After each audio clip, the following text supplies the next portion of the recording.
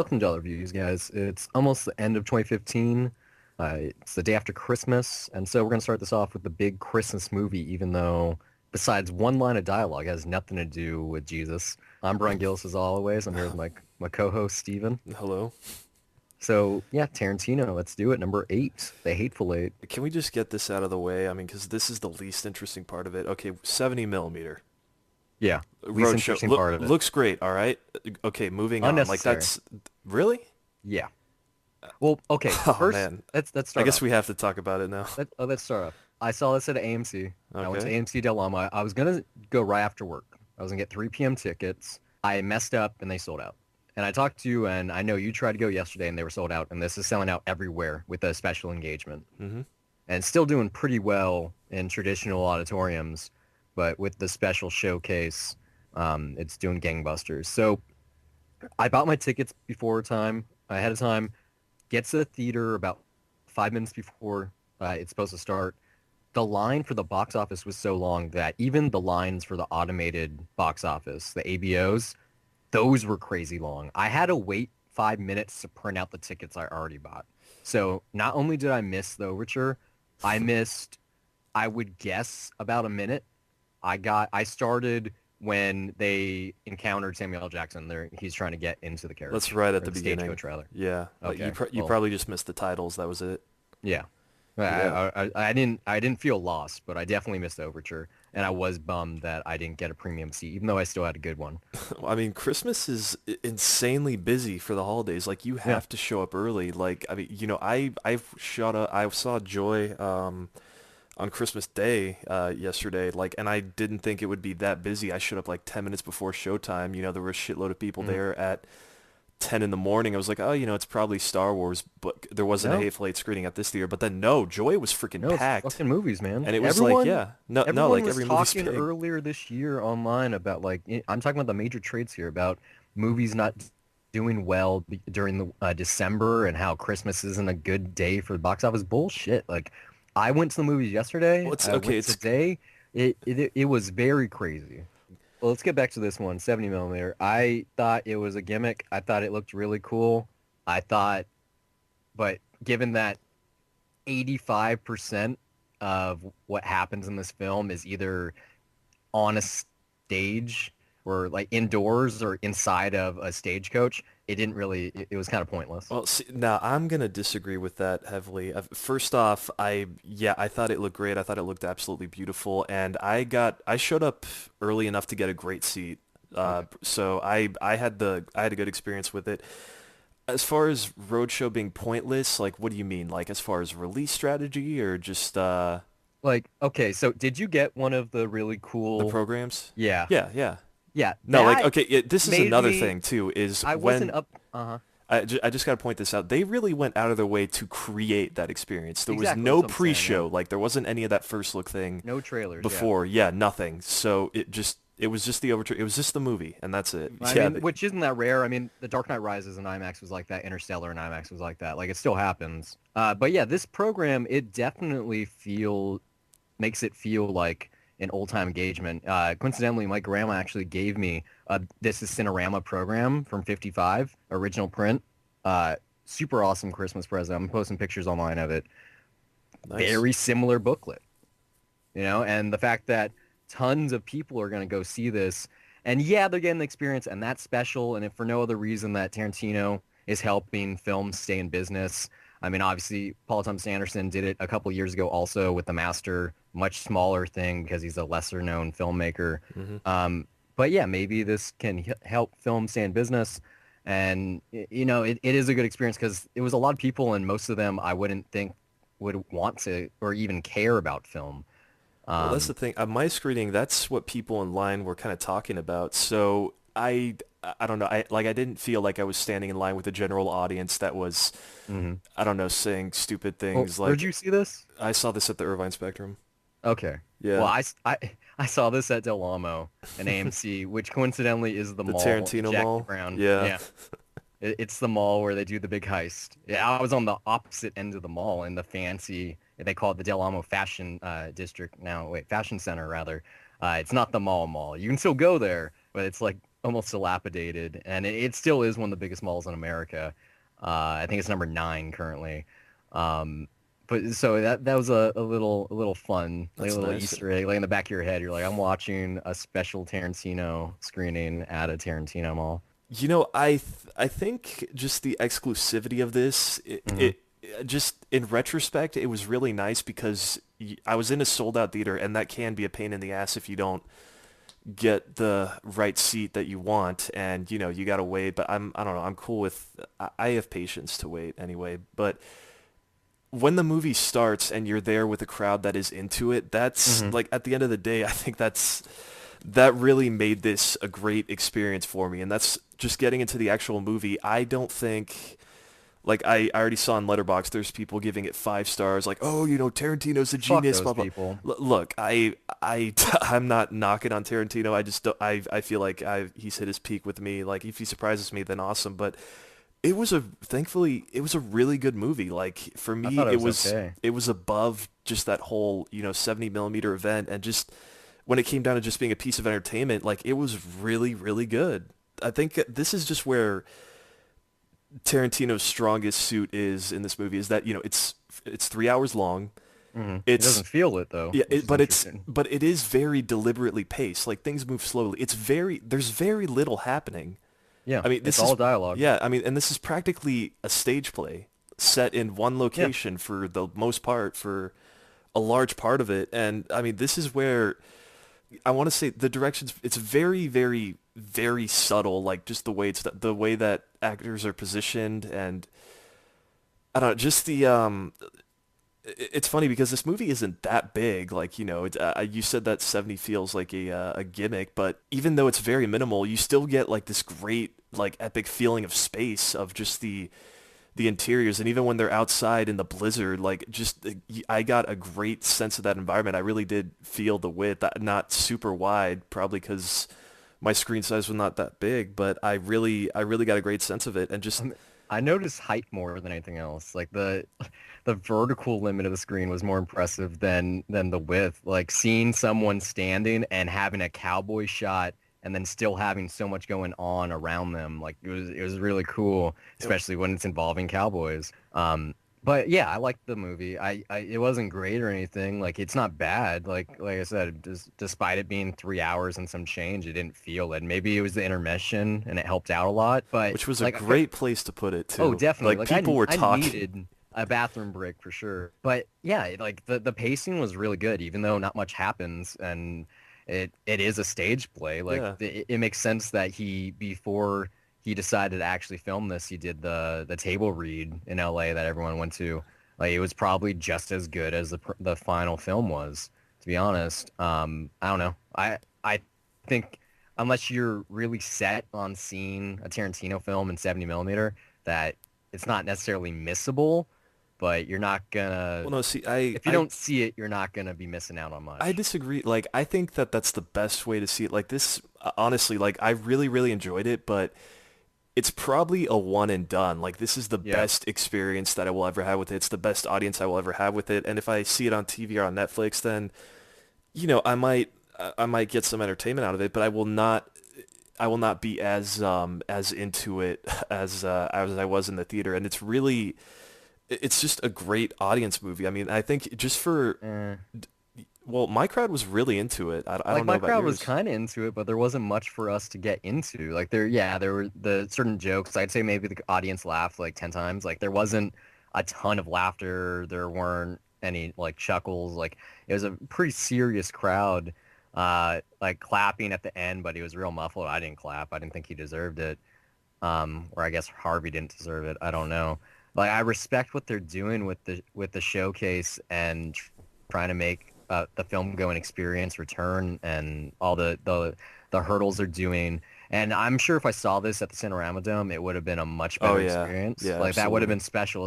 It's not too late. Like 2 weeks from now, they're gonna have it. Mhm. I just didn't want to wait that long since our review would kind of be pointless at that like point. But I mean, just based on my experience, I felt that this was it was really a great audience movie, and I think just what's more impressive to me is that it's really it's an audience movie that when you see like a big spectacle like Star Wars, Hmm. it's big, like it's constant adventure, you know what you're getting. And this is like there's just so little that's happening, and to be able to get a mass audience engaged in that the way that this does, I think It's the power of a name. I mean, yeah, no, I think it's just it really is proof that as we didn't know already that Tarantino is one of a kind, and I'm not gonna I really sound like one of those asshole, film students that's just always praising the shit out of him. But no, like I think that's he's really he's something, man. Like, we all I, know I that. Yeah. I think one of the only problems this film has is its overuse of the word nigger, to be honest. Because, he does throw out racy jokes and he uses a lot of harsh language and graphic violence, and people are used to that.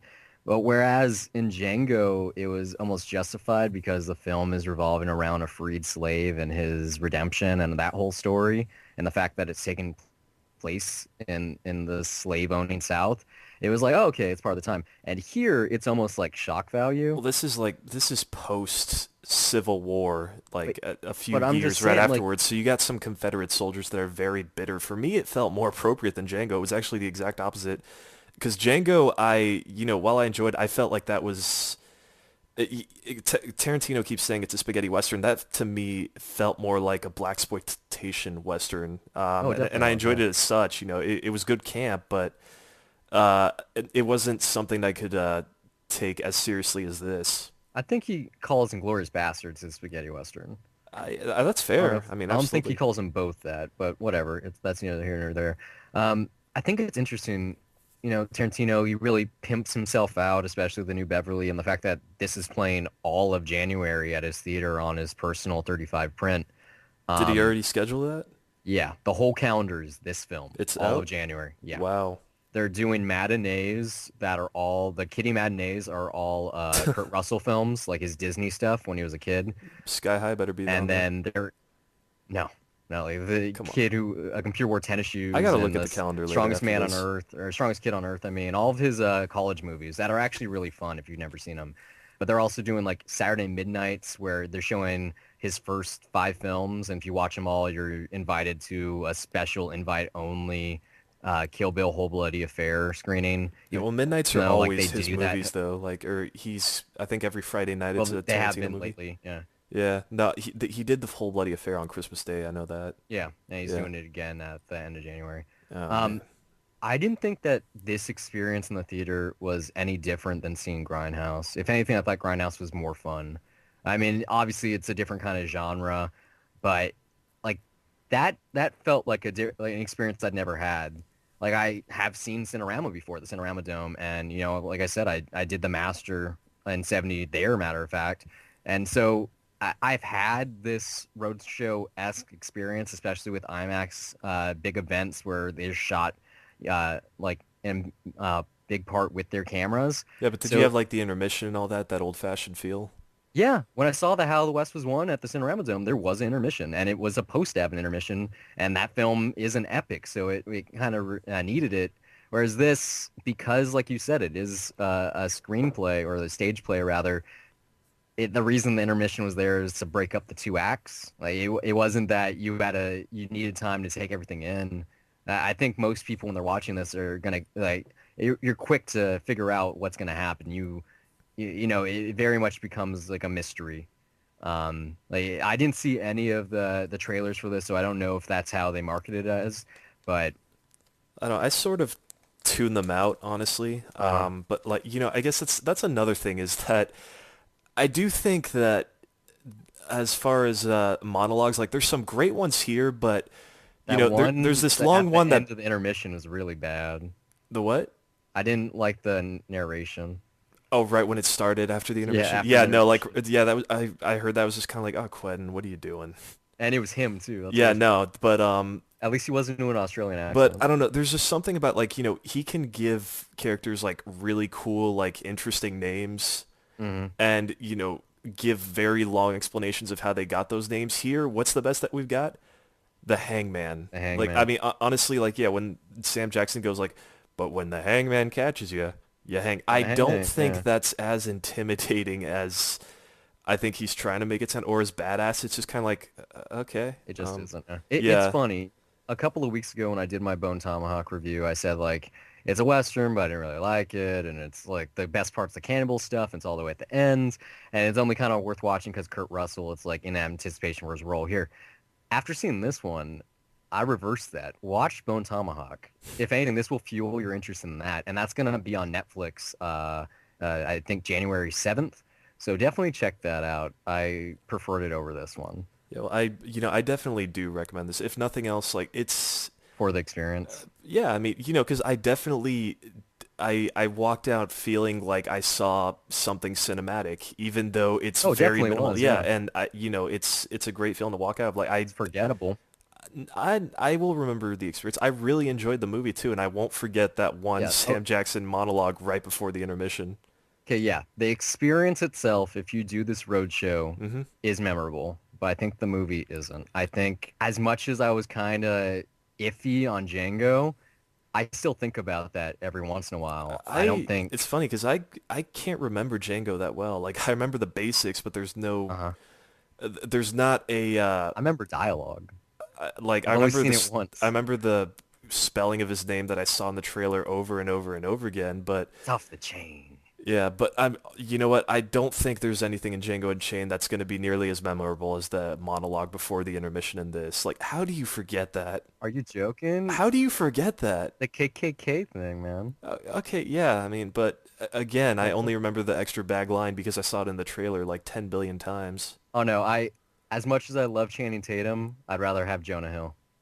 Man, no, Pick no. his moment. I Yeah. I disagree. No. I wouldn't buy this for a dollar. It sounds by the sound of it that you would. Well, I thought the experience of it was great, but I think that there's a really good movie attached to it as well. I don't think it's a great movie, but it's something that you watch with the crowd and you have fun watching it. I thought it was really good on I its thought it own. was I thought it was good, but it as a fan even, it's just I don't know. Fair. Unless you want to pay the $20 to see this experience. So the next film, we also happen to watch this film, Z for Zachariah. I think I mentioned it months and months ago. I said I wanted to see it. I want to know, why did you check this out? Oh, 'cause it's the end of the year and I have things to catch up on, and because you did bring it up as a possibility to review early on, I think during the summer. Hmm. So along with you and I think a few things I saw online, it was on my radar. Okay. So what do you think of it? I kind of liked it. I liked the premise. I think most people are a fan of apocalyptic stuff or just end of humanity. Like look at something like 28 Days Later. Like whenever you have high stakes and small cast, it kind of makes things interesting, especially if the characters are good. And they are here to an extent. I just had one problem with this, and it was the ending. I do not like open-ended films, especially when they deal with the end of humanity. It doesn't make sense. I disagree with that. Yeah, first of all, I did really like it too. I thought there was a really nice mood and atmosphere. It was Hmm. beautifully shot by Tim Moore. I think they shot this in New Zealand too. Yeah, I think Iceland was some of the setting Yeah, I mean, it too. also just a really nice score. Like I think the movie got me like it really sucked me in, and I it like didn't the organ deliver. music. It didn't deliver nearly as well, or I don't know, because I didn't know anything about this movie, so I thought it was going to be something much bigger. But it's instead we just get a love triangle, and you know Yeah, what? Like, at the end of the world. Yeah, yeah, but normally I wouldn't. My tolerance for that would be very low, but here I found it much more tense and much more interesting. Mainly just because they're all alone and there's the possibility of they're the last three people on hmm Earth, and it's who do you decide to procreate, who do you decide to shut out. And it's funny, I saw like as I was looking through some reviews just to see some other thoughts there, I saw a Twilight comparison as far as the love Oh, triangle I think being that's there, just because but that's probably yeah, but that's it's what I'm like, trying yeah, I to was say. laughing. It's like I see that, except, and I guess it's kind of similar, except here it's much more tense because someone's getting shut out and you don't know if there's anyone else out there in the world for them. And I mean, I love how this film is Harley Quinn and Steve Trevor in the same film before they started doing the DC movies. I mean, you probably know him better as Captain Kirk, but in like 3 years' time, they're probably going to be on the same screen together in the DC yeah, universe. no, it isn't no, that's Doctor Strange. Never mind. Yeah, he's in something else. Yeah, but I like how even in the post-apocalyptic future, the race card is still drawn out. Yeah, I get yeah, it. Okay, you and the white and the people just go religious be code. together. Yeah, yeah. Yeah. Yeah, no, I thought that's. I'm I mean, black. I like the I like I don't really want to say subtext because it's more of text, the whole Hmm. religious angle, but I don't Yeah, know, it really well, I mean, worked for it's in me, the title, yeah. especially at the end, which I don't know, you The say church you stuff. don't like open-ended endings like this, but for me, and I'm gonna try to say this as best as I can without spoiling it, but it really shit, I don't know how to say it without spoiling Like, it. there's enough there that it's I do pretty think like, it left me enough to reflect on. I think it's not really ambiguous because what happens yeah, you before have a then pretty it's pretty good idea clear, what's gonna and happen. I think that But why not I don't just think that I think one person's not happy about it and is really reflecting hard on the future and what that's gonna mean. Like I don't think it's there's too much baggage going into the ending though for I didn't need to see that what happens, but everything else that happens, it's like, well, where do they go from here? I And I think guess it's supposed to be I think something it's to reflect pretty on. This I think this it's is an pretty clear where they indie go. Yeah, but it's an indie art house movie, like it was playing at film festivals and whatnot, and it went on VOD for when it premiered in theaters. But I don't know, it's just something I'm not a fan of. I like closure. I like, or at least if you're gonna think about it, give me like a cheerful note. Like nothing worse than down endings, man. no, Even I think God, how do I talk about this without spoiling it? Because I think it's don't.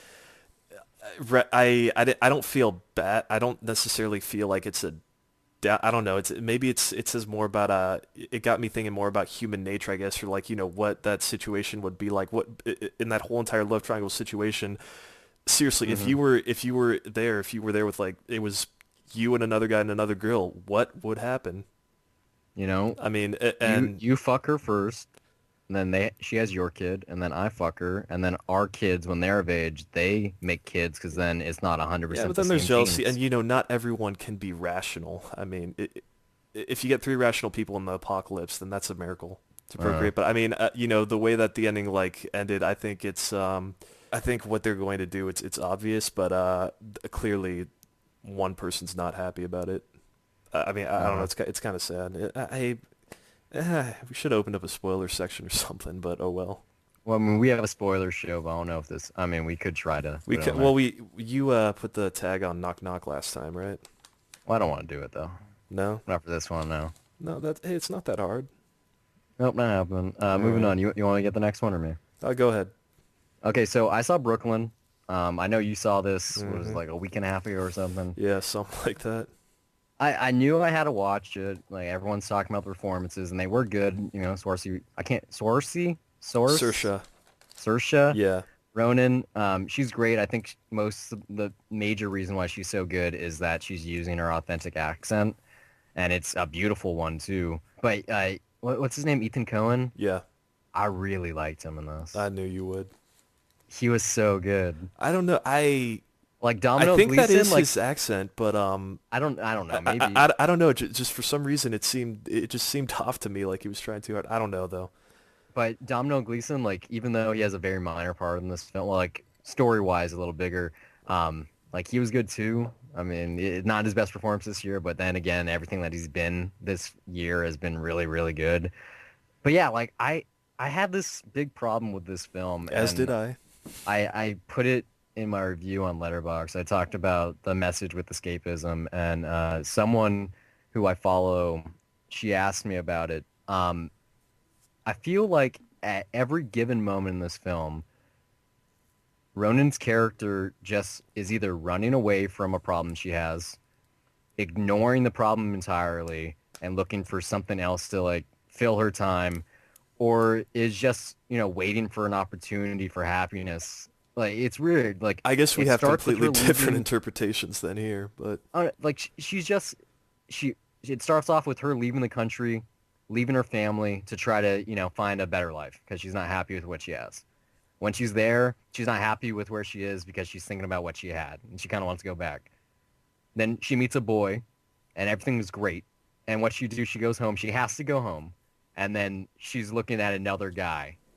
Like, no, this and, is what I hate about when after she goes home is that that's being imposed on her. That's what I Oh, it really, really definitely just couldn't is. stand. Like, yeah, yeah, that's being forced on her. And like, I think, Given the situation, though, when you have a secret like that, it makes sense, especially with her nature because she's so not soft-spoken, but I mean, yeah, what's the word? I think that's really. It's not until the end that I realized She's that it's reserved. mainly rather than being a romance, it's really about a girl that's just trying to grow up and become herself and make her own decisions. And like, it really isn't until like Hmm. there's just that amazing moment that where I said this last time when I reviewed it, where it really wasn't until the ending that I was like, oh, thank you, bra fucking vo, because you were killing me in that second half. Like I was about to say Uh-huh. fuck this movie so hard if Like it ends you on a know, good note with that narration, yeah. but and that like those that final scene, but without that scene, I would have fucking hated it, Well, and yeah, I and kind of I hated don't it too think that's why I don't think it's already. really Like good as a romance. I don't think it's much of a romance. It's really more of just someone that's growing up. It's a coming of age no, story, like really. that. Well, yeah, it's definitely a coming of age Yeah, story, because especially the about romance like is really finding weak, I about think. Yeah. like finding yourself, especially in a new world, a new country, like a new opportunity. But that first half, like the initial romance, like it did everything for me. I loved it so much. I loved like what they were together. And then it just shits on my heart with those letters. That killed me so much. I couldn't believe that she was that much of a bitch. Like even if something's imposed on you, it wasn't that wasn't good enough. It wasn't good enough that she's in America going to this school that's all paid for through the church and through her sister's findings. Well, like her whole life, it seems like she's trying to be her sister, live in her shadow, and she's goes to America to get out of it and become her own woman. And then as soon as her sister dies, spoiler, she literally takes her place in the world.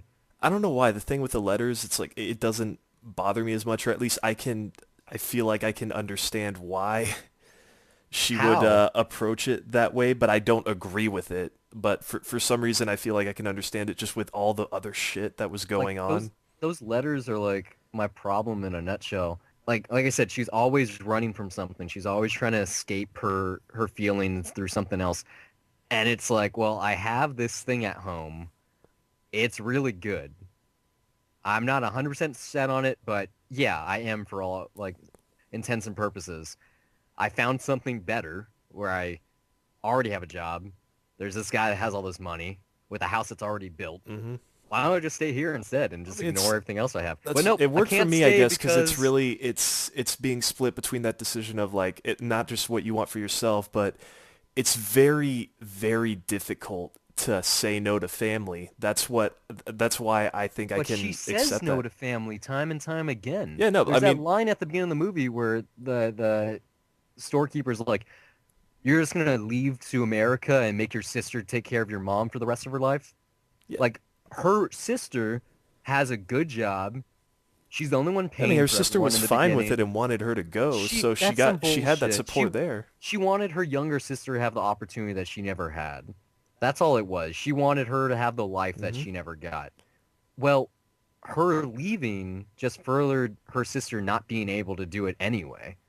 Like I saw Ronan as a very selfish character. Like okay, look at the reason why she even goes like lets Cohen walk her home from the dance. Hmm. It was to escape from her roommate that she didn't like, who she didn't have the courage or the guts to just Yeah, flat that out no, tell that that she was didn't a like lot her. more dickish than it tried to present it as like a cute thing, like oh But it this person's wasn't. It so was awful. It's fucked like up. no, I actually I don't think her roommate's that cute either, but she certainly wasn't bitchy enough for you to do that.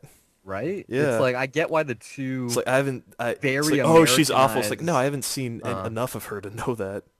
like her roommates, they didn't want to talk to her at all, and they didn't like they lied their way out of being with her, right? Hmm. And then you find out that she wanted to do the exact same thing, but she was too like reserved to say anything about it.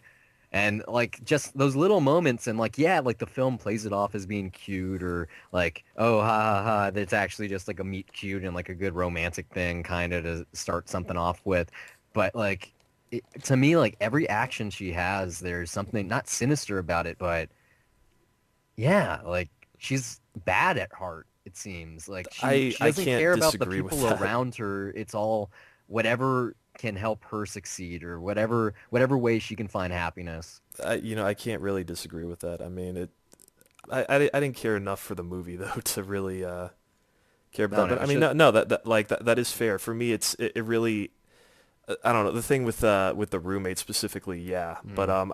I don't know. Like I feel like she was put in a very difficult situation where you have to make a really big life decision right there, and it's really I don't I just I saw the inner conflict there and how difficult it was. Like I don't think she was trying to be a total bitch or anything about hiding those letters or anything, but it's just kind of when you're thinking about both situations at once, in something like that, it's just it's torturing you, and you at least want to like shove one of the, or both of them away and not think about it and try something else. And she couldn't escape home because she was fucking there. So Oh no, she always has like this goddess, okay, giving her advice and trying to tell her how to do things in her life, where she looks up to someone a little bit older with more advice as to what's going on. hmm It starts with on the boat coming, her her bunkmate, gives her these words of yeah, advice, which she later passes on. Like, she returns the favor to someone else coming to the new world.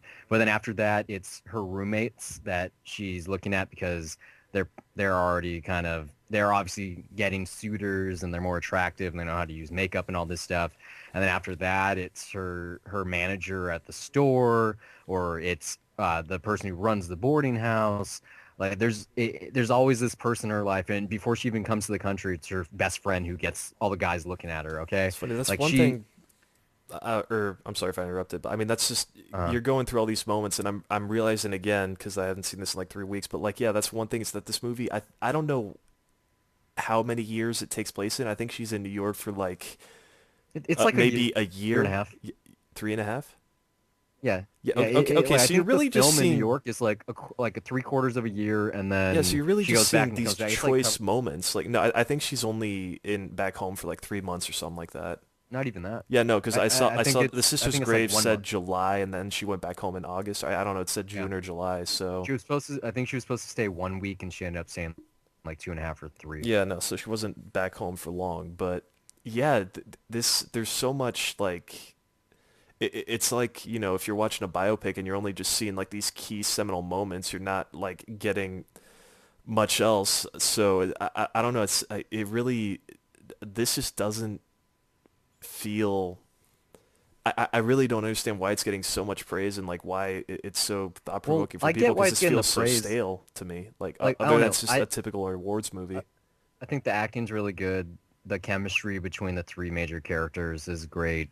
Um, there's a good message about, finding who you are, finding your own person. Yeah, but that's it though.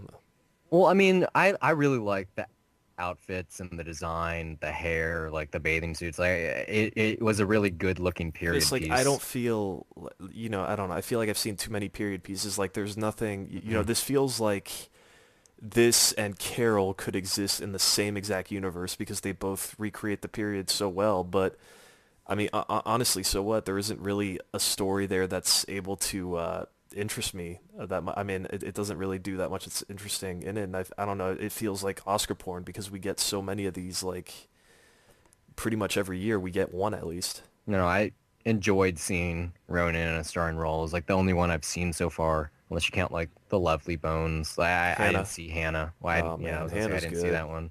I was going to, but they took it off of Netflix.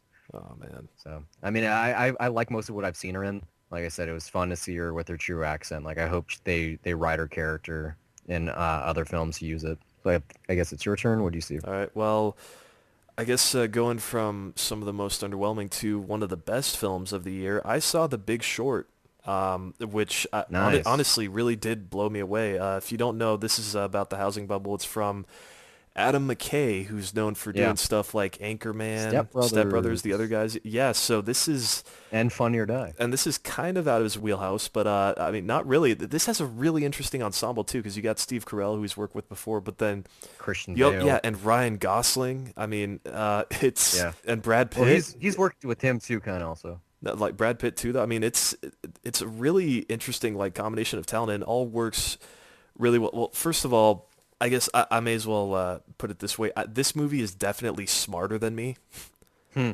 as it is for likely the majority of the people that are seeing it, because this is about Did you see Too Big to Fail? on HBO? No. That movie was a little too smart for me. Yeah, no, I mean this is about the financial Yeah, the, crisis though, like, yeah. and it's a system that is designed to confuse you, like just so that you don't understand it. That's why it fucks with you. So this movie knows that you're probably going into it stupid. It's not pretending to be, one of those like high Oscar caliber movies that's like gonna have a brilliant script that with so many smart things, and you just because you don't understand it, you want to say it's smart. This movie takes the time to actually educate you on the subject because it knows that you're not getting it. So and the way that it does it too, like, is pretty funny. Like, you have Margot Robbie in a bubble bath explaining MBSs to the audience, which is really funny and also educational. And I mean, there's also Selena Gomez at a blackjack table explaining perfectly how CDOs work and just showing how it will work at a blackjack table when everyone is betting on the odds of that. Anyway, I mean, I really did get invested though in the characters and just the ensemble. I mean, everyone's funny enough. Like, it's weird though because you're kind of invested in characters here that are basically betting on the system to fail, which should be a dick thing. But then at the same time, even they bring that up, like, hey, don't get too cocky. You realize what we're betting against, right? And how fucked up that is. Also, I guess the visual style, I also really liked. It's that shaky cam, long lens style. But here, I don't know, it just really worked. Or maybe I was surprised because it was Adam McKay. Uh, Mm. y- you know, um, but it really worked for me. There's shit. What I mean, it was just it was really entertaining. The characters were really fun to watch, and I do feel a bit more enlightened, like I know more about what happened, but at the same time I want to be a little I want to be a little cautious when I say that because this is a movie, this is a piece of entertainment, and it's definitely you can't depend on it as being that sole thing that informs you on something big like this, but it definitely ends in a way where it left me thinking about it and about Hmm. money and a lot of things, and it's something that I won't forget soon. But I I mean, just on a storytelling level though, just it's the way that it's edited and presented, like just little things like how they bring in random celebrities to explain these things to you, or just some quotes like when you see a movie, like they'll put in like some meaningful quote, like I don't know, like you put in an Abraham Lincoln quote to say something about old the Mary state of Todd society is in some way, calling. and this will like put like some sort of like really really great sentence in the middle with quotation marks, and like you're gonna be like, oh, who said that? And it'll just say like, oh, some guy that I overheard in a Washington D.C. bar, things like that. That in a lot of ways, this felt really refreshing. So yeah, there's my somewhat incoherent babbling on why I love The Big Short and why it's probably one of my favorite movies of the year. Yeah, I want to check it out. I mean, not something I really want to see in theaters just because I've already seen a good amount of stuff on the topic.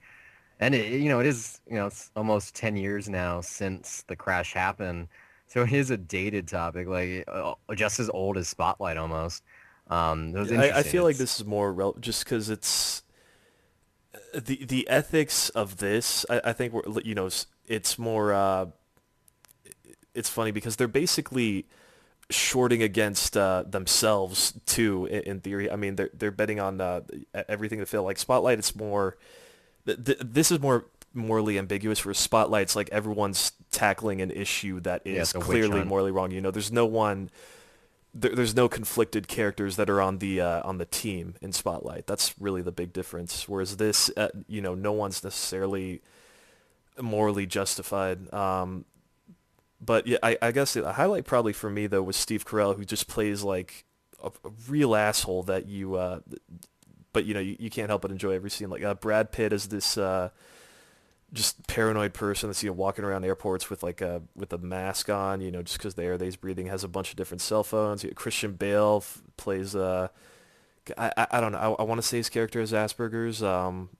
Listens to heavy metal in his office while he's working. Shows up wearing flip flops all the time. Like, I don't know. I probably there's so much that I really loved about this movie. I probably should have prepared this better to say one specific thing, Mm. but yeah, no, it is very. I do want to see it again. Oddly, which is not something I would say for this type of movie, but There is so much going on. There is definitely a lot at the end of it that went over my head, but it did leave me with a lot of food for thought. So I guess I'll just leave it there.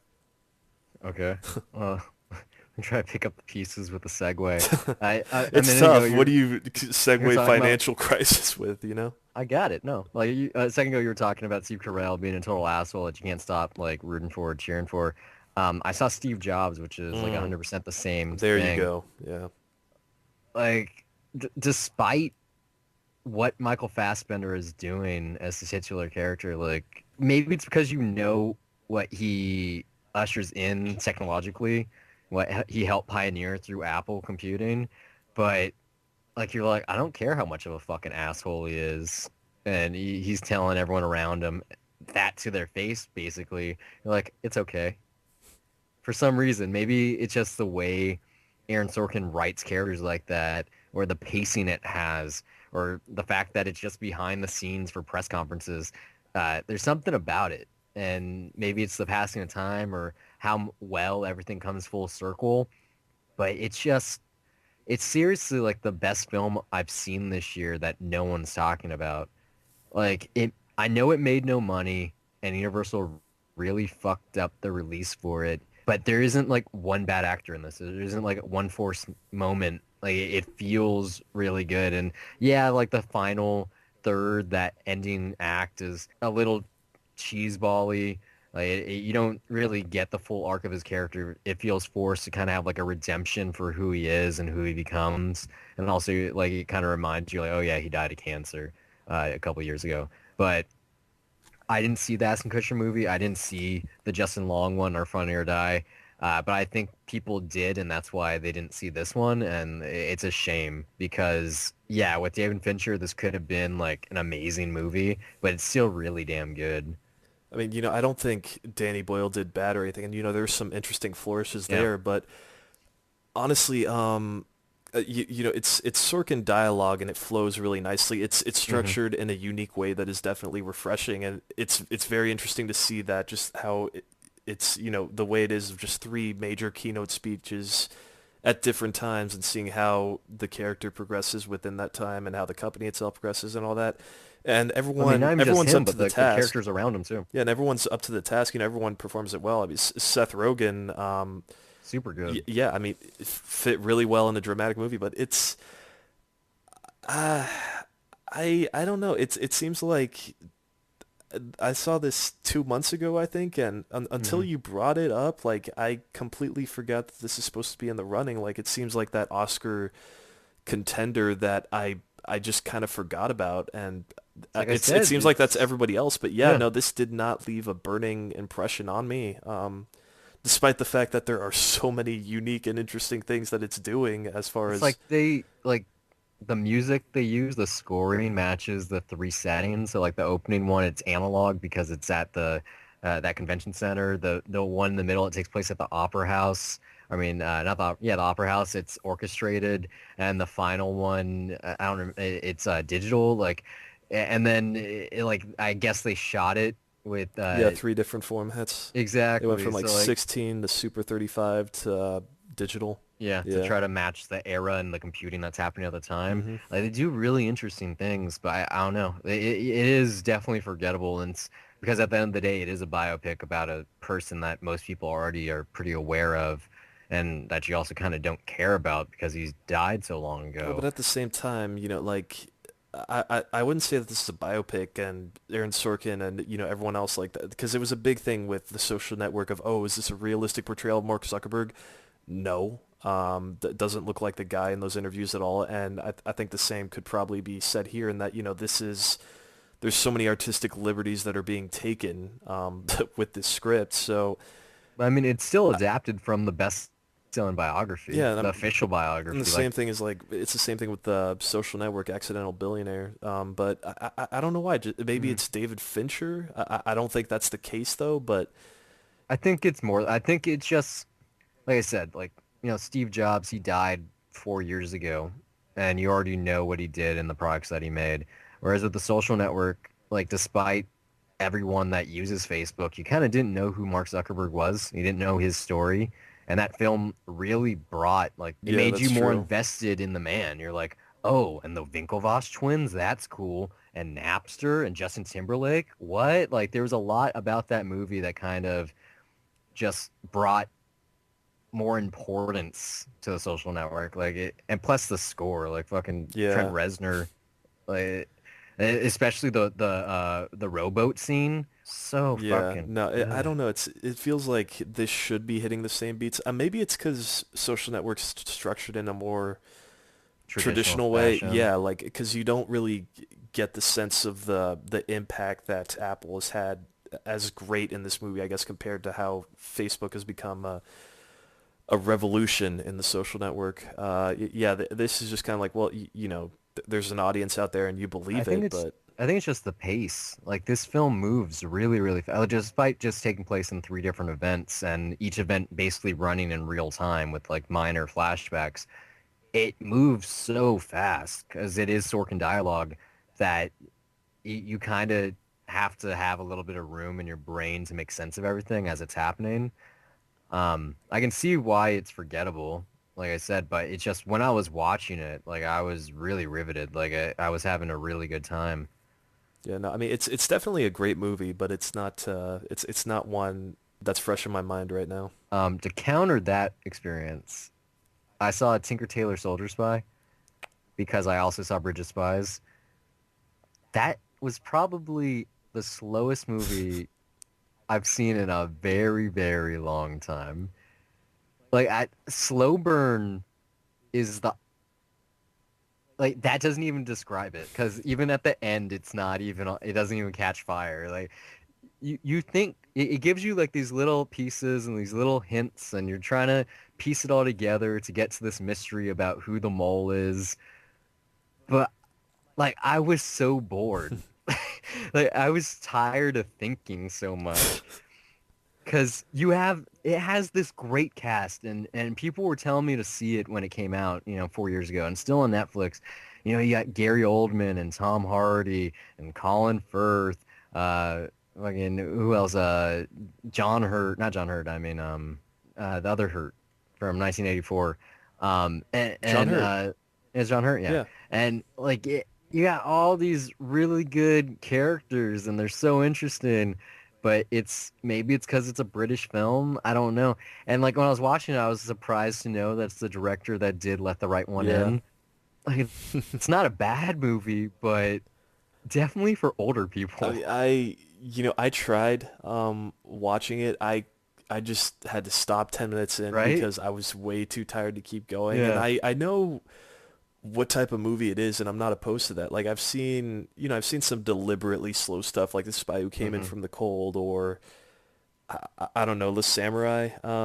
Maybe that's Like The House of Sound and Fog. yeah, like maybe that's along the same pace, or I don't know. But then again, something like Army of Shadows, I was just not in the right mood when I saw that, and that put me to sleep. But It's so it's like it's really something that you have to be yeah, ready you have to for. want to Like watch it. yeah, like So I did want to I see it. I watched just didn't. I it depends on where my attention span is. So I I still have to watched try. Yeah, I watched Bridge of Spies right before, so I was like, "Ooh, I just saw a really good Cold War movie. Let me watch another one that's been on my instant queue for a long time." I don't recommend it. I mean, if you have a really good attention span and you're looking for something that puts your brain to work, if you want to look for these like minuscule, like super unobvious details, then yeah, like you might like it, but it's definitely not something I can recommend easily. It you Yeah. Yeah, Yeah. yeah. I know. I figured. Not bad though. Like the performances are really good, but if you're looking for something just performances, just see Hateful Eight instead. So I guess I should jump to the one I saw before then. Did you see Disney's Bridge of Spies? Or Spielberg's Bridge Disney's. of I Spies? did. Well, it is Touchstone Pictures, so I've talked about it. That's one of the best movies of the year, I think. it definitely is. Yeah. Yeah. I can't even remember when you did. I must have forgot. I must have been sleeping that No, episode. it's funny that you brought up Jobs because I saw it the day before or the day after I saw Steve Jobs. I don't know. I don't know what it was, but Yeah, I think I I saw saw those Steve two within Jobs the day 24 before I saw hours though. Spies. Yeah. I think it could win Best Picture. That's I funny. haven't I seen mentioned that like I think last week that it could be nominated and you were I think yeah. it's definitely nominated. Yeah. it's so good. Like it, I don't. I think it's Spielberg's best movie since like Catch Me If You Can. I could agree with that. I mean, it's well, actually no, then there's Munich, but it's I mean, I get what you mean. I get well, do you want to keep talking about it or do you want me to start talking? I don't know. Like we can go back and forth. It's just like besides the script being so good and having such a good emotional beats and really great characters with amazing acting, besides the American guys in the torture scenes, I could do without that stuff. But like the way it sets up these dual narratives and how like it kind of makes Tom Hanks's character be a genius. Uh, just I don't like this is the perfect example of the slow burn. Like whatever Tinker Tailor was trying, this like just says it right. Like it's so damn good. Like it makes you feel the threat of like spies on our home turf, and then I can't really go into it without it like ruining it or spoiling it, I guess. But I don't like it. It takes you a little bit of time to understand what's happening, but once you do, like I couldn't take my eyes off the screen. I mean, it's funny just remembering what I saw from Tinker Tailor Soldier Spy. Like that is it's very very minimal. Yeah, Like incredibly like deliberately paced and this also to the same extent it's the same thing except the way the that Spielberg characters are like blocks interesting. that scene in the opening where they're just following the guy.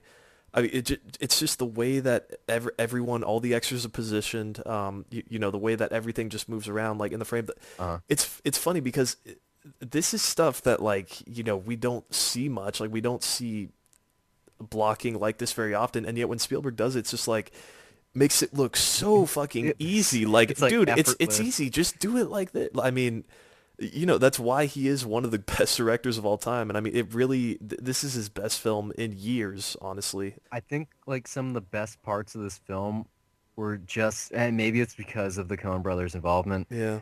but the way it reuses like just not even scenes, but segments of scenes, like reversing the same thing. So like there's this thing in the beginning on the train where everyone's looking at the newspaper and they're like, "Oh shit, this is the guy, it's Hmm. Tom Hanks," and they all look at him in this one way, like "Fuck you, you're a traitor," and then they do the exact same scene towards the end, and it's the opposite reaction, and they do that same thing like three or four or five different Yeah, no, times. there's like parallel. It's different. Yeah, just It's the same thing, yeah, just a different like context. One's more hopeful than the uh-huh, other. Like, especially the exactly. ending, with hopping the fence and Yeah, all that. Yeah. uh-huh. But And like that's probably one of my favorite things in films when you have that parallel structure, so it seems like you've gone on this journey and things are different now. another thing that I really, really love about that script though is just how, and I'm sure, I guess, I don't know if Tinker Tailor like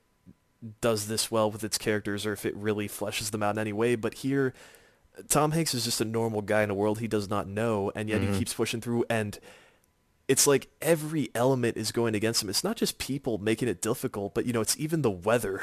Like it's just Yeah. little things like that. Like it's just like, yeah, That I got a cold, and street gang in he has to Germany. keep pushing through anyway. But I mean, I also love like there's just some great smart ass remarks. Where like just Oh yeah. one of the CIA guys or like he's talking to them back home, and he's just like explaining to him why he's defending the guy, and the guy's just nodding the whole time. He's like, "Stop doing that!" Like, I quit like nodding like you know what I'm talking about. I like his introduction, that scene, because it doesn't really make sense at first, but then you like it's totally his whole character in a nutshell. The when you go bowling and you throw I throw a strike, it's not one incident. I mean, it's one incident. It's not 10. I didn't hit 10 pins and I damaged them. No, I did one thing, and it just so happened to involve 10 other things.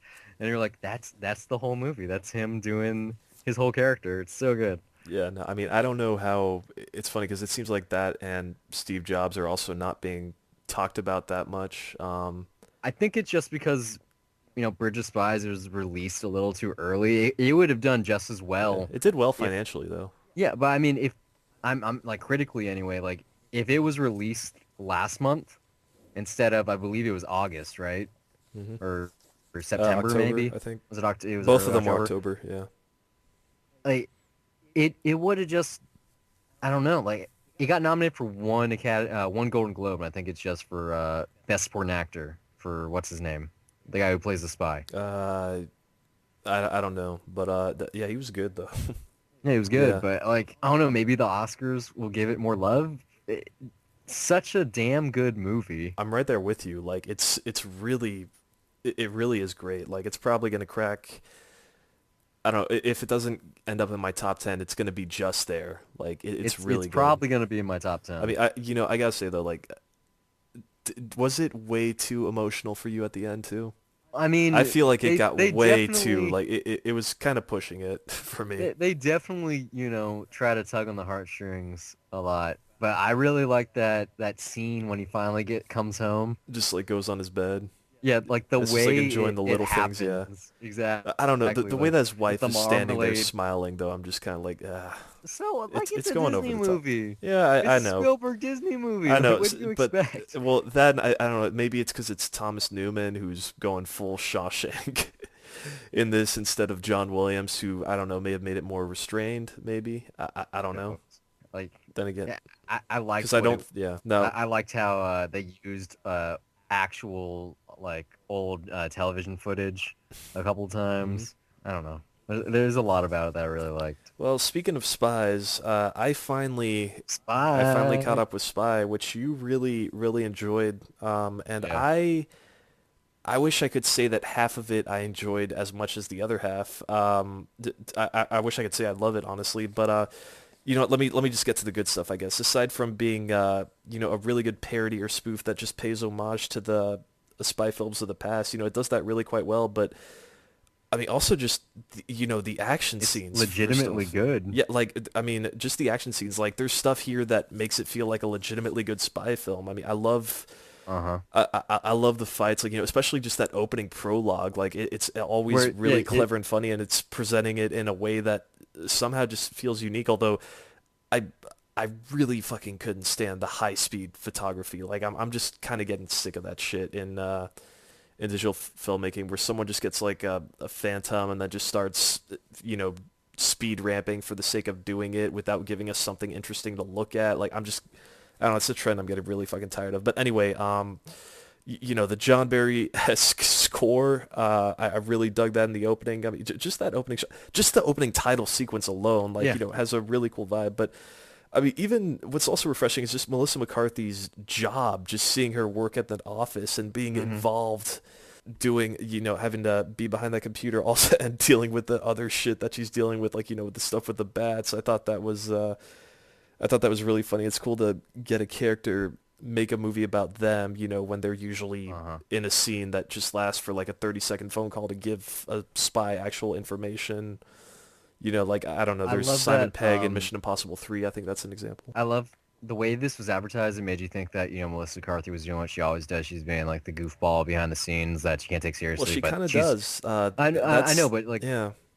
I had the impression that she was an underqualified agent being forced to go into action, whereas then you watch the movie, you're like, No, she holds her that's not own. what it is at all. Yeah, but I mean, there's still those gags though that I mean that's why I really want to like this movie so much. But there's I said this to a friend, is that this movie makes me both excited and a little worried about Ghostbusters. Ghostbusters, and it's really because like there's some great stuff here. Like, jokes wise, I mean, Jason Statham fucking kills it. Like, I love that Hmm. joke where he's just like, put me in the face off machine. I get a new face and problem solved.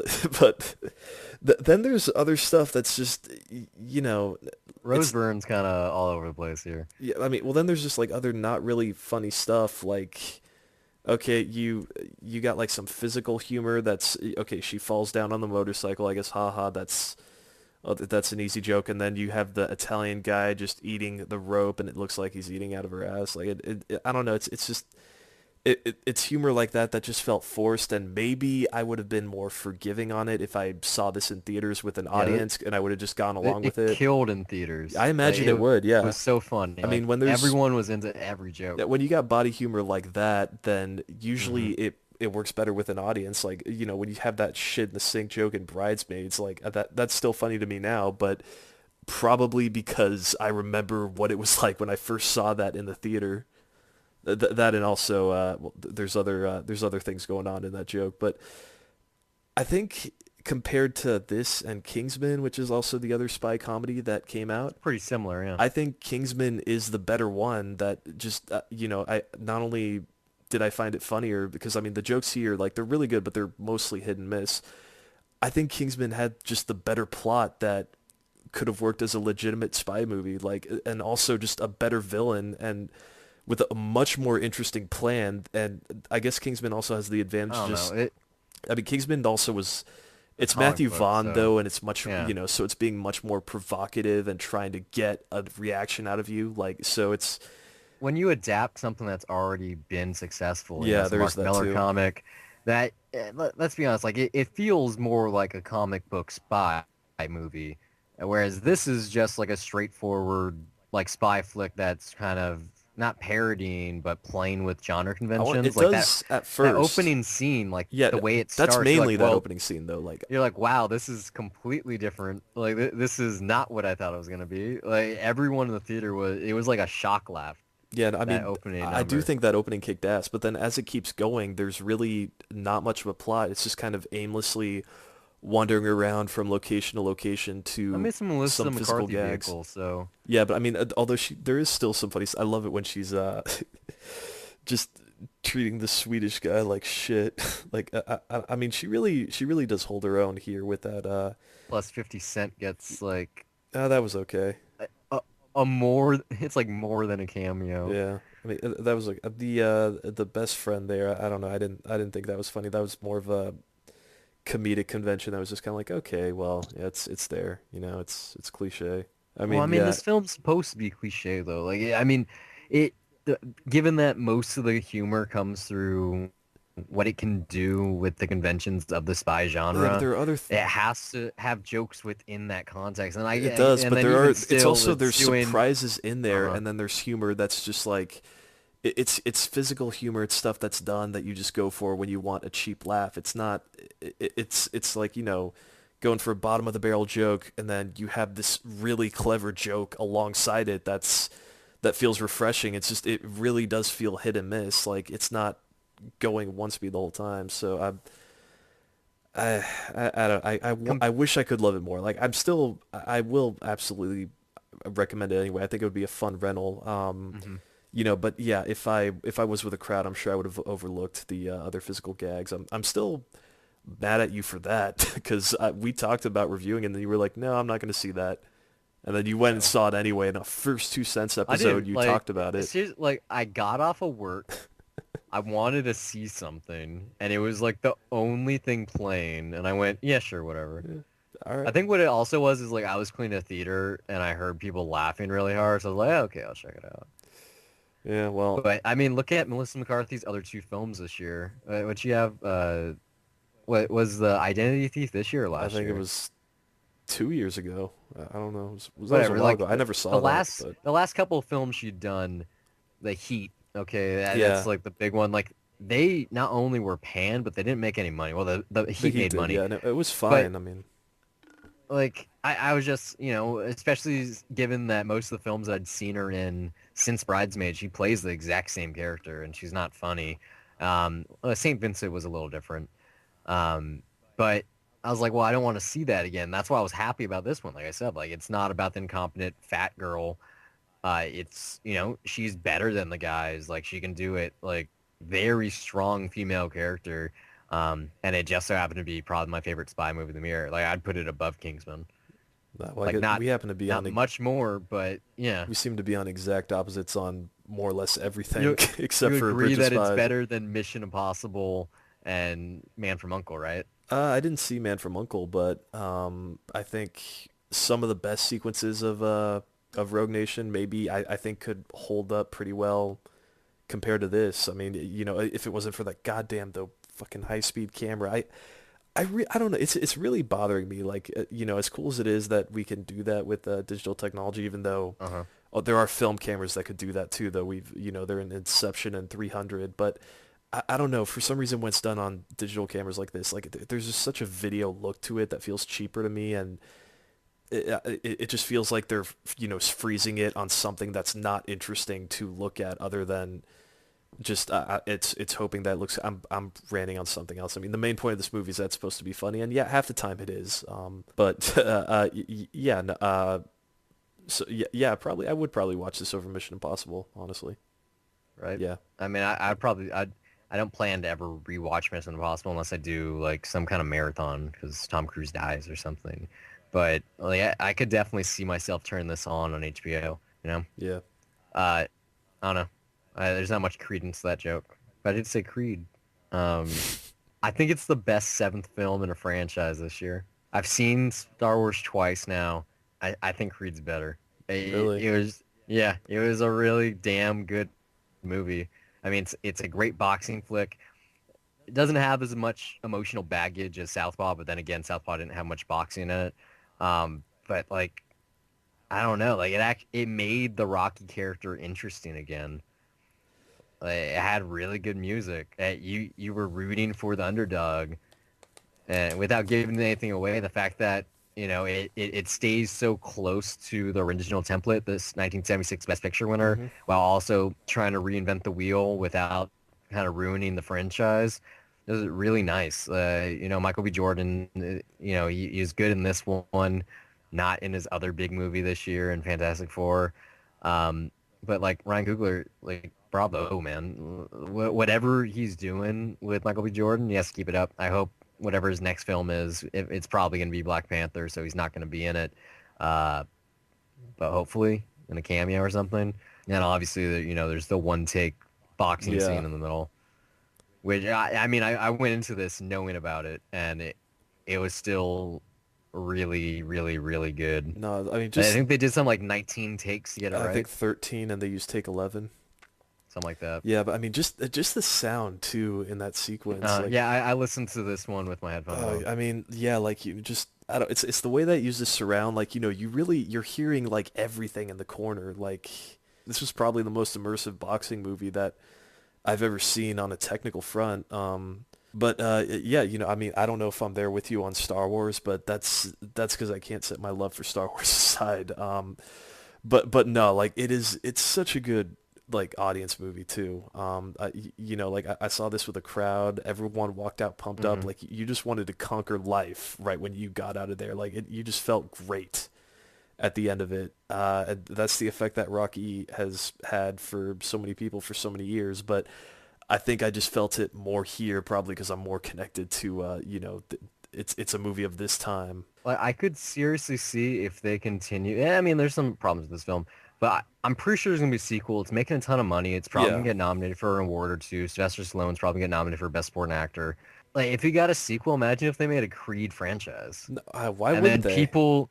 No, I'm just saying that, like, imagine if they referred to Rocky as like, oh yeah, wasn't that the weren't there some movies that the Rocky character was in? Like, I could see kids saying that. I could definitely see that become a thing. Yeah. No, I mean, I'm Yeah. pretty sure that everyone knows though at this point because that theme is so iconic. Like, it's not like one person's walking into this not knowing that it's based on the Well, franchise yeah, already. I mean, right now, yeah, but like 3 films from now, if they go that far, like if they have Creed Well, 4, depending on if he's they might not still know. around, I mean, this movie They makes would it a kill big off deal. Rocky's character I, by I I then. mean, They if Sylvester definitely would. Stallone is still around. Well, even if he is okay, I'm pretty sure they would kill off his character by then. No, well, I mean, Especially if they're trying to make some kind of parallel to the Rocky yeah, franchise, because Apollo Creed dies in number 3, in number 4 rather. So if Creed died, Apollo like Rocky has to die. I'm looking forward to a sequel, especially if they do the carbon copy, if they have the rematch at the end or the whole movie. Oh, you still haven't seen all the Rocky movies, right? no, I've only seen the first one and the sixth one. And the final one, Yeah, yeah, the Balboa and it's one. been like You should years, honestly, so I don't remember them that well. you you should definitely watch them, especially since you like this Oh one. yeah, no, I know I'm gonna have to. You really do. Like I mean, I haven't seen any of the Rambo movies. I'm working on it, but like very important, especially the first one. At least you've seen that, but just like really important American movies. Hmm.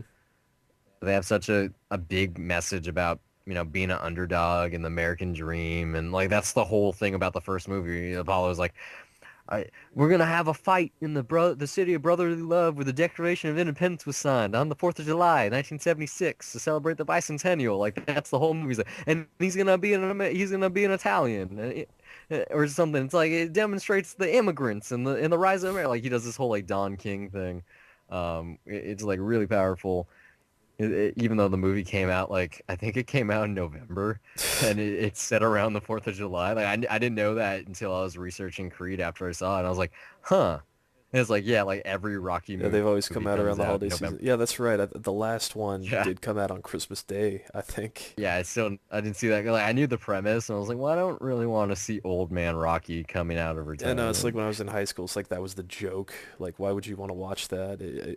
And then, hey, lo and behold, it turned out to be good. Yeah, I heard it's good. I want to see it, Yeah. but I was just like, why would I watch that? Real quick, I know Oh, that you want to review this next week, but just talking about underdog stories, I saw Joy on Christmas Day, really fittingly too, I guess apparently, because I mean this is also a really good crowd pleaser for me. I thought so, and I don't want to get too deep into it, but I I guess it's getting mixed reviews. It's really it's getting bad reviews. bad. I mean, I It's like a 50 on Metacritic, I Yeah, think. I have not read anything else, but I thought it was great, and I'd love to talk about why a little bit more after you see that. But no, like I think for different reasons, I definitely enjoyed this more than Creed. I guess as the type Right? of movie that is. I mean, I walked away from this feeling like it was one of the best movies that I saw this year. So it's probably I don't know, like toe and toe with Bridge of Spies. Like if I have to cross one movie out from the top 10, like it might be up against those two. I thought it was but I thought it was great, and I'll leave it there and I'll talk to you about it next time. Hopefully, I don't know. I'll see. I'll Yeah. probably see it in a couple days. So I saw something that you saw. Like this is kind of mirroring Spy, the one that you wanted, or the one that you wanted to see and I didn't. So the opposite of that, Peanuts. I saw the Peanuts movie. It's a good joyful segue there. That was horrible. I mean, it's the same kind of thing. I remember you were like, no, I'm not gonna see that shit. Yeah. Hell no. And then a couple of weeks ago, you're like, yeah, I'm eating crow. I really fucking liked it. And it's a given seeing as how you've like watched every I've Peanuts watched a movie over the couple. last. Yeah. You've seen like six, okay? No, Like I I think swear I you've literally seen like saw all of two. I them. think that's it. I saw a Bon boy named Charlie Voyage, Brown Charlie and Brown. Bon Voyage. Yeah, and I think that's it. I've not Did you see seen like I Snoopy think Come you saw Home. like one other one No, I recently. want to see Snoopy Come Home, but I haven't. I mean, the other one that You I didn't do saw the was Great this one. Pumpkin or the Christmas time Oh, one. the I could have Christmas time sworn one, you did the holiday special, that's or Christmas special. No, holiday special is something else. No, the Christmas special, that's an annual thing.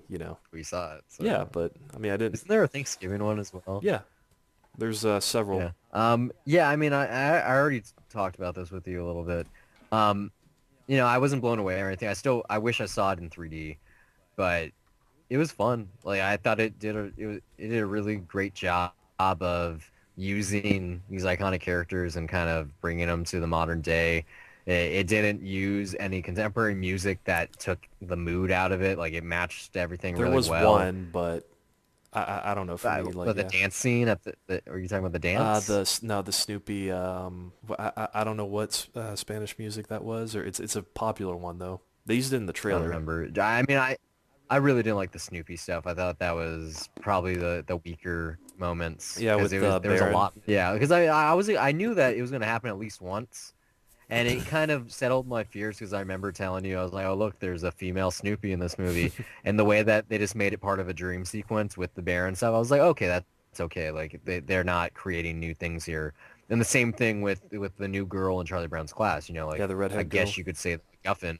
Yeah, No, I mean like that's the way that her character is used in terms of the script, the way it progresses things, like it's really, really good, especially because, they didn't really add a new kid to the classroom in the same way that they added a new female Snoopy. It was kind of like an analogy for why they needed a new movie for these well, no, beloved but she's characters. It not was like, she's not a new character though. That's a thing. Like there is a 30-minute cartoon I think called the I don't know. redhead Yeah, girl. like or yeah, and it ends with him getting a kiss at the dance. I mean, this whole Huh. movie is kind of it's weird because it's all built upon references. Like even I talked about it from like a boy named Charlie Brown. Like this movie uses the spelling, or no, that movie uses a spelling bee, whereas this uses Book well, report.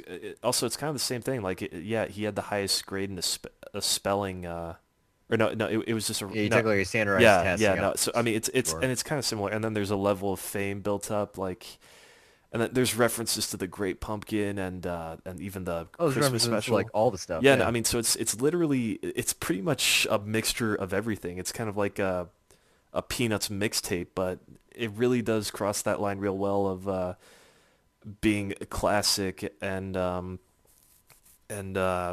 fuck, what's the word I'm looking for? And I guess using that just iconic Peanuts look in a I new thought medium, and like yeah, and however they animated this thing, like it seriously looks just like the old cartoons. And even the little moments where they use the original drawings, it's special. Like whatever Blue Sky did, like I hope that they, like say if Calvin and Hobbes was adapted to a film, which I would assume is going to happen eventually. Like I would hope that Blue Sky does it too, because like the look that they have here, like it really does look like a cartoon came to life. I mean, it's like I'm sure it would look good in 3D, but I did really like just seeing it in that traditional 2D way. Just Hmm. get, getting that sense of like everything being flat and in focus, like just that classic look of the backgrounds and everything. But I just remember I saw a trailer for this thing before. I think it was Minions, okay? And that the 3D, I was like, I'm so sold. Plus, I really liked the marquees we had with like the theater chair yeah, with all the characters behind you. Like everyone it on was Facebook really and cool Twitter had that advertising. picture. Like yeah. Yeah. So I don't know. It was just something special about the movie, but like I said, like it was good, but it wasn't like it wasn't great or anything. It was a little worse than I was anticipating, but it was a really good nostalgia trip. Like it was fun. Like I'm sure if I was a kid, I would have loved it. Yeah, no, I was gonna say it did bring back those feelings of nostalgia, which is what revivals of old properties Uh, try to do. But rather than just throwing in familiar faces, like this really captured that feeling that those things had. But I mean, in some ways, I don't think it did it perfectly, which of course you can't expect it to when it's yeah. trying to throw in a modern twist. But yeah, no, I did feel. I don't know. Maybe I addressed issues with the ending, I think, and just how that was wrapped up. And I mean, it's definitely not in any way similar to the ending of A Boy Named Charlie Brown, but I guess this one works too. Yeah, for kids now, especially. Did you stay after the credits? There was a after credits moment. I did not know. I was in I'm, theater I'm, not packed with try- I'm kids, trying to man. remember I what got it. out of there. I'm Like, trying to remember what it is. I can't remember. I think it was something to do with Snoopy. I don't know. It's probably. not important, but like, I was just I watched the credits anyway, and yeah, there's a little thingy. That's funny. Like, speaking of Snoopy, like I just feel like this movie kind of enhanced the cute factor a bit more I than thought the it older stuff did. enhanced the Woodstock cute factor. Like Woodstock was amazing here. It was like almost BB-8 status. Like just really really fun. Yeah, I mean, well, they definitely played it up, at least compared to the stuff that I've been rewatching. Like, Snoopy is much more understated in the other Like Joe stuff. Yeah, and Cool in I this. think this is just like counting on like, well, kids are gonna think he's cute, so give him some cool, nice things to do. Just give a lot of awe moments, but they work real well. They're definitely earned. Joe Cool at the dance was so Yeah, funny. yeah. I still have that issue though that they put Schultz's signature on there. I mean, Well, it's you saw that two Schultz were involved with the production, right? Like they helped pen the script and they were producers. okay, but it's still using Charles Schultz's like his signature. Like Well, it's like his using his I kids know, who were but they that's were still involved in the his film kids don't have the directly. same signature, so Well, they do. They have the same name, they and have I'm the pretty same sure name. They don't have they the same control. handwriting. They probably control his, the rights or at least the trust or something. I'm sure that it's like kind of the in and out thing where the family's the ones who like run it. I don't know. Hmm. It definitely got the family's approval, even if the old man couldn't give it Yeah, himself. I don't know. I think that because the film had, a good message and it had a lot of heart, that if he were alive to see it, he probably would have approved of what they did. I guess, but I don't know. I hate putting words in dead people's mouths. So, but It's fine. It's if the movie came out horrible, then I would have a bigger issue with it. But I'm still Yeah. kind of yeah. It's like But like Captain America is coming out. Not Captain America. I mean Captain Underpants is coming out. I believe next year. I think it's hmm 2017 or 2016. We're gonna see a trailer sometime in the next yeah, like 4 months. Okay. I have a feeling like that's gonna be really bad. I don't know why. I just do. I I feel like it's I DreamWorks think it's a animation is Nickelodeon hit movie. and miss, Is it and DreamWorks? yeah, and also I think Nick Stoller is writing it. So for me, there's enough there that I hope it works. I don't know. Eh, I think it's because like, I really like that series. I still have my books as a matter of fact, and I don't and know. in typical Charlie Brown fashion, we're just ending this review on a down note right now. I'm not gonna sing for this one. It's different. It's a different show. Uh, So yeah, that's all we got. We'll be back in a couple days with our news show. If you liked anything, send us some feedback. We're still working on this reboot. We don't even have an intro or outro, so it's God still damn it, off yeah. the fly. So we should do that. But yeah, you can send us an email at dollar.review@gmail.com if you got any feedback, especially if it's negative. If you thought I was really too harsh on, I'm not even trying to say her name. If you thought I was really critical of Brooklyn because I don't like stories that allow women to run away from everything, then let me know.